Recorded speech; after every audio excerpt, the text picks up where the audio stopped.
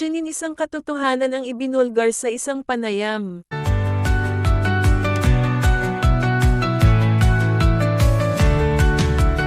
Sa isang panayam, ibinahagi ni Janine Gutierrez kung paano niya ipinagdasal at minanifest ang mga katangiang hinahanap niya sa isang partner.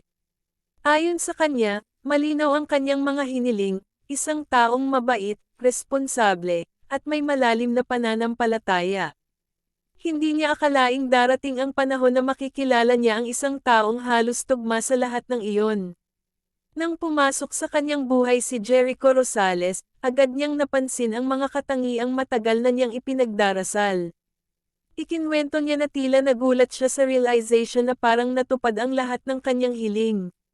Nasabi pa niya sa sarili, "Oh my God, lahat ito, siya."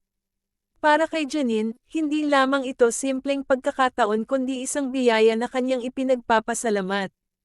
Pinatunayan umano nito na may tamang panahon para sa lahat ng bagay.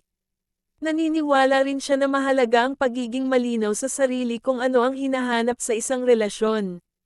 Sa huli, ibinahagi niya na ang kanyang karanasan ay patunay na minsan, ang mga dasal ay natutupad sa paraang hindi mo inaasahan.